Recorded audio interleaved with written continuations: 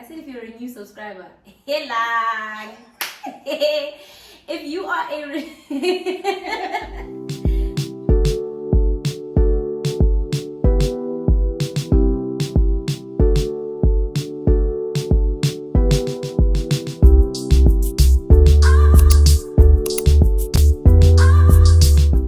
What it do, babies? Welcome back to my channel. For those who don't know who I am, my name is Mpho Bubbly and this is my channel. If you are a returning subscriber, hey baby, what it do? And if you are a new subscriber, I hope that you like it here and that you see something that makes you want to subscribe, like stay, like, share, you know, those things that we do on YouTube. Just do them. Like, there's a button somewhere. It's not supposed to be red anymore. Okay, thanks. So don't forget to subscribe, don't forget to like, don't forget to comment. Today I'm back with another video in your guys' favorite segment.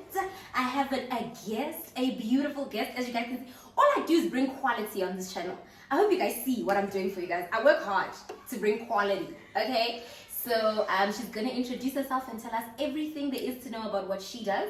And we will hear all about that in the next clip. Hi. Hey. How are you? Good, and yourself? I'm good, thank you. Please introduce yourself and tell us what it is that you do, which field are you in, why are you here today? Okay, hi everyone.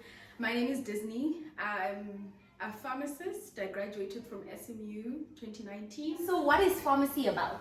Okay, so pharmacy is about, you know, the production of medicine, manufacturing of medicine. It's more than just the standing behind the counter and dispensing. It's about the efficient use of medication and monitoring the use of medication by patients. Yeah. So it's basically, that's just that. It includes the development of medication, the formulation of medicine, and patient care. So hence standing behind the counter and being the one to give medication. Yeah. Yeah. I think people just think you guys just give it out. You know, don't know what it does. Private school cashiers and yeah. And that's not what you guys. You guys actually make the medication, like.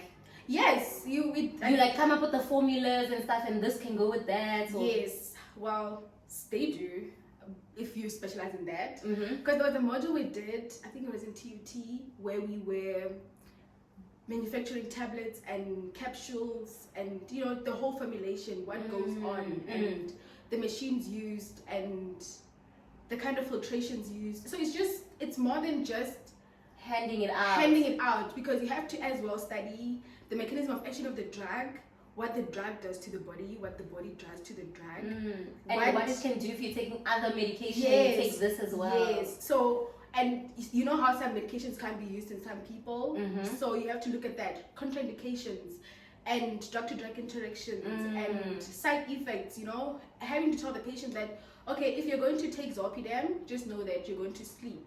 So you don't just give your patient the Zolpidem and they have to go to work or something. Yes. Guys, they don't just stand behind the counter. We're not just private cashiers. I understand. How many years of study is pharmacy? So how many years do I have to go to school to become a pharmacist? Okay, so you have to study that degree for 4 years and then additional year internship where you have to write your board exam. That Charles, I failed my board exam first try. That's okay. So that ain't no problem. I don't see the problem. Are you a pharmacist or not? So you have to do your years, 4 years, 1 year internship, and then 1 year conserve.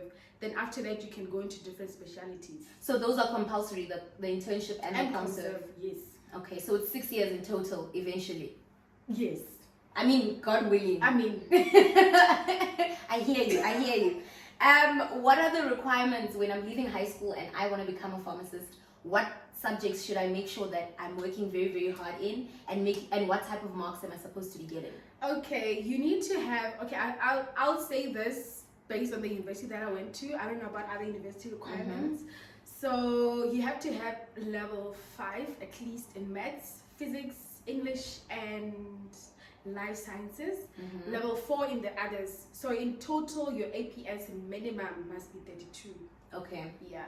But obviously don't aim for that, guys. You guys, we say this in every video. Don't aim for the 32. Aim for higher. Now, I've studied for 4 years. I've studied for 4 years, né? Where do I work? Okay, so you can work in a community pharmacy, like retail, discount clicks, whatever, Fanierden, whatever pharmacy. You can work in a hospital setting, be it your public hospital or your private hospital, you can work as well in manufacturing. So you can work in production, where you are a pharmacist that is responsible for the production of medicine. Okay. You are there to say, no, this medication does not meet, the quality, so we cannot sell this ARV to patients. Mm-hmm. So you can work in that setting as well academia. You can go in and do your masters. You can go in and so when you do your masters, that is considered your internship. So post-masters, you go and do your conserve. So if you're doing masters, you don't go after that and do internship.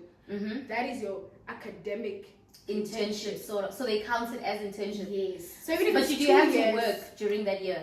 I think they have to do 400 hours in some setting. I don't know if it's hospital or retail, something like that. But I think they also have to do that, which is what students do.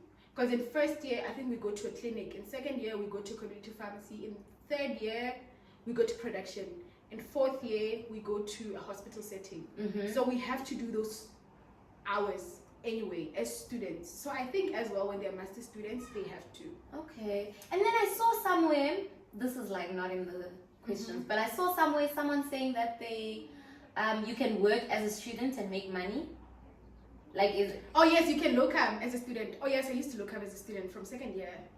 I used to locum. Hello, Summerwell. Yeah. So okay, so I was a discount bursary holder, so it's compulsory for me to work 160 hours a year for discount. Mm-hmm. So I'd go and work and get paid. And they pay you guys from second year? Yeah. I'm not on the discount bursary. Can I still work? Yes, you can still locum. A lot of people actually locum for clicks. The green pharmacy is kind of difficult to get in for, but, so a lot of people actually do locum. Clicks, a lot of people do locum. Okay. A lot of people, a lot of SME students that used to locum as students, they used to locum at clicks. Yeah. Guys, go get your money up. Okay, go get your bag. Secure bags. All right. What is your favorite thing about pharmacy? Be it favorite thing or my most favorite moment. You can give us both. I don't know. Okay. My most favorite part about pharmacy is how broad pharmacy is. When I wanted to study pharmacy, it was just, all I saw was what people see, It's just people standing behind the counter and they give you medicine.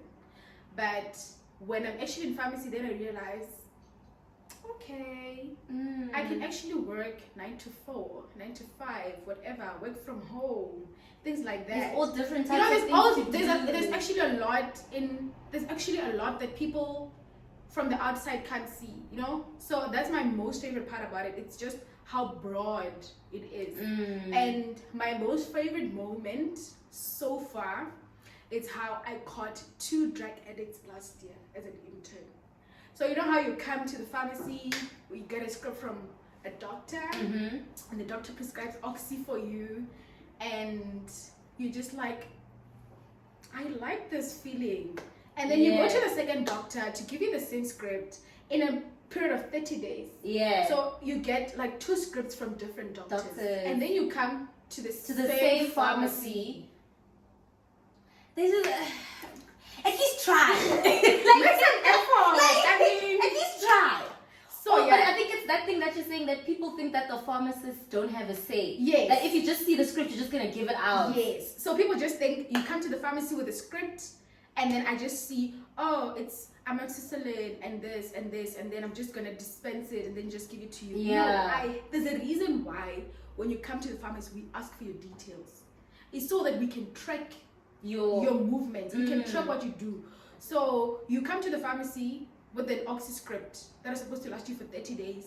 14 days later, you come with another oxy script for 30 days. For 30 days again. And then you think I'm gonna dispense that for you? Nah. Come on. So what is your least favorite thing about pharmacy? My least favorite thing is the perspective everybody has on pharmacists. The disrespect we get from patients, how everybody just, I pay your salary, People say that. You see how patients come to the pharmacy and they're going to pay with their medical aid, they're going to pay cash, whatever. Then they just believe that I'm the reason why this shop has money. When now one man, one vision. So, which means I pay your salary. Yeah. You're just a pharmacist. Just give me. A doctor's prescribed this for me before. Oh no. Yeah. It's because they don't know. Yes. So it's just how people think that, we just cashiers. You don't know a lot. All we do is just, can I please have Sanitap? And I just give Can them I a please have Sanitap? this? Can I just give you? It doesn't work like that. Guys, these people go to school for 4 years. You think in 4 years they're just teaching them how to pick up the box? Hello, pharmacology specialists. Like they just teach them to say, there's the box, pick it up and give it to the patient for 4 years. Guys. Come on. Are there any opportunities to specialize or study further in pharmacy? Like, can I become a doctor in pharmacy? Well, yes, you can actually study further. Not me.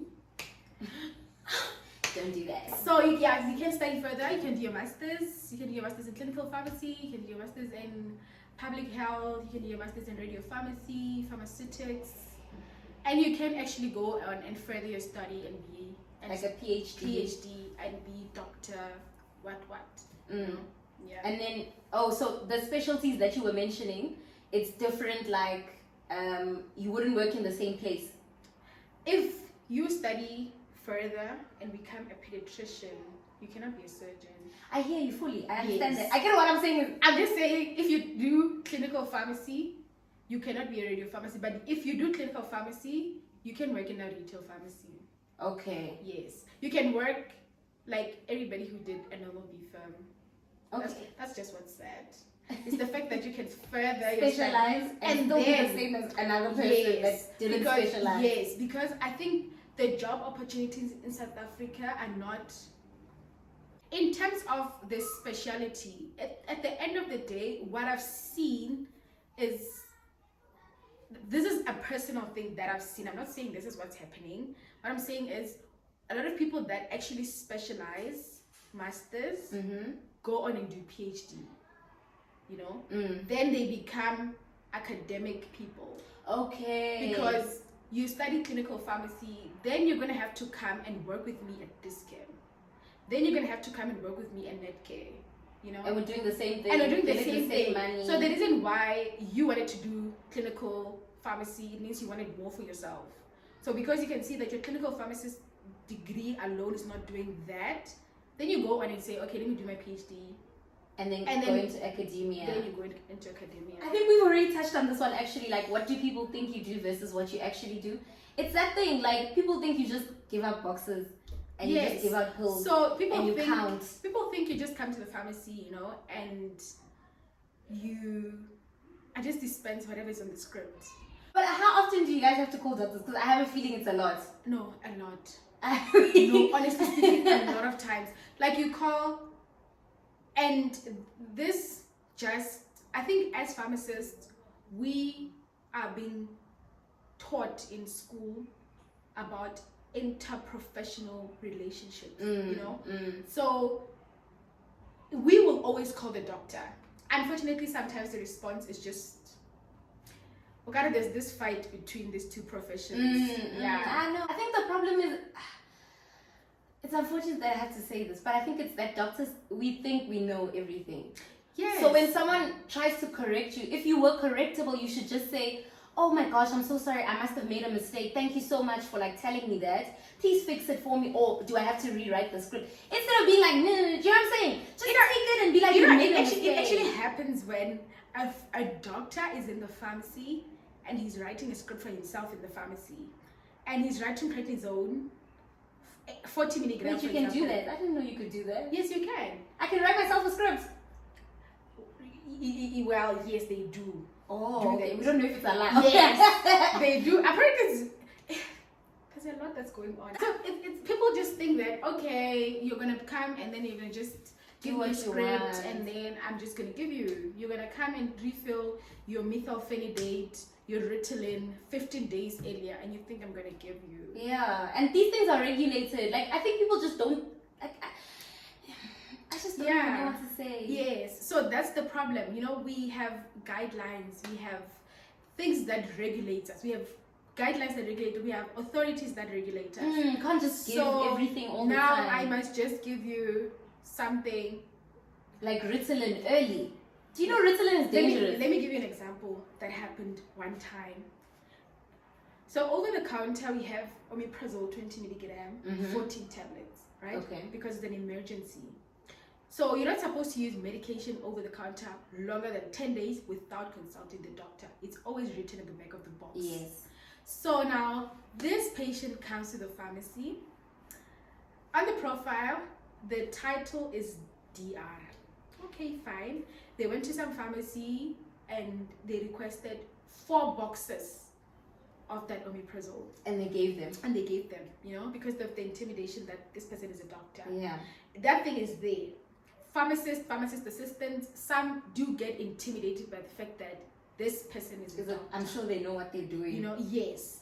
So now this person comes to the pharmacy. I'm working over the counter that day. And he tells me, can I please have this product, 4 boxes?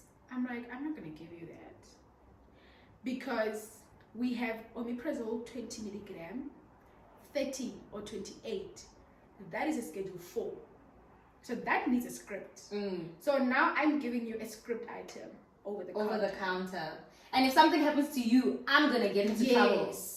So you want me to give you 2 months supply of schedule 4 drug.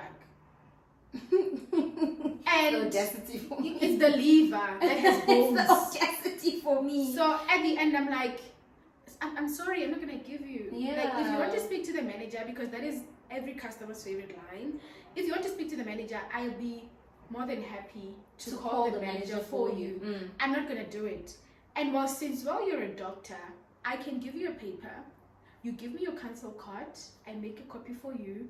You write, I give you omeprazole 20 milligram for 2 months with the script. So that there's evidence. Baby boy walked away. Yeah. Because he's not a medical doctor. Hypo! I didn't expect this turn in the story. So he walked away because he's not a doctor. He's a doctor, he's a PhD. Yes. So he's a PhD doctor. So that doctor is there to intimidate people. Yes. So he will always go to the pharmacy and tell people, I want my antidepressant and I want 2 boxes. And you will think, and people will do it. Oh, he's a doctor, so it means he knows what, he can, and then you give him. And then he overdoses, and then they come to you and say, why did you give 2 boxes? Because you know that you're not allowed to. Unless a psychiatrist motivates that, please give my patients 3 boxes. They are going away, or it's whatever. Far for them to come, or something. Yes, because the psychiatrist can see that, okay, I can trust my patient enough for them to have 3 boxes in the house. Yes. So I am shocked. Y'all doing some weird things. Okay, I want to also put it out there. There was, COVID-19, where there was a time where we could dispense medications for patients without them going to the doctor. Maybe the doctor could send them a script. Oh yes, stuff like that. Yes. So if a doctor prescribes your hypertension medication and they send you a script, I would gladly do it, give it to you. Yeah. Right? But if your doctor prescribes amitriptyline, an antidepressant, at schedule 5, you bring a copy to the pharmacy. You expect me to give it to you. Yeah. When you can actually go to another pharmacy with the same script and they give it to you. You go to another pharmacy with a script, they give it to you. You commit suicide. Yeah. Who gave you the amitriptyline? Yo. The patient comes with a copy, you can only give them for 3 days. To give them time. Is it only with schedule 5 though? Yes. Okay. So schedule 5, schedule 6, we don't play that game. Those are the serious medications. Yes. If you come to the pharmacy and your script expired by 1 day and you want Ritalin, I'm not going to give it to you. Because you also need to just protect yourself. Yes, because it's supposed to be valid for 30 days. You're supposed to, a script is valid for 30 days. So you can actually get your medication 15 days later. You don't have to go to the pharmacy now. Immediately. Yes. So if you're going to come to the pharmacy after the grace period of 30 days and tell me that, I was busy or whatever reason and I need my Ritalin and it's just 2 days later, I'm not gonna give it to There's you. nothing you can do. Go to the doctor again and get another script. So if I am sitting now, I'm in matric, I'm not sure what I want to do. I like pharmacy, but I'm not sure. Like, I just need something like that final push to be like, I need to go into pharmacy. What would you tell me? Okay.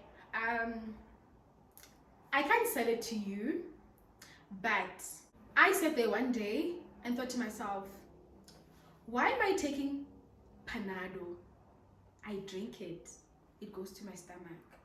But then it heals my head. Like, you know, that enough. That alone was enough for me to say, I'm doing this. This is something. I'm gonna go for this. I'm gonna go and study this. Yeah. You know? I need to find out why. Okay, we're going into our favorite section on this channel. Everybody who knows me knows.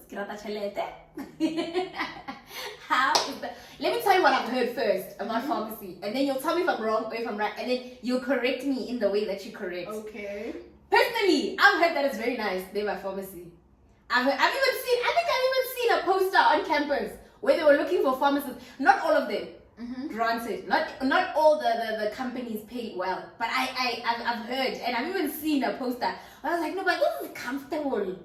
Like it's like soft living. No, so you're asking me about I'm that? asking you if am I right? Well, behind this camera, there's a huge TV. She's right. She's right.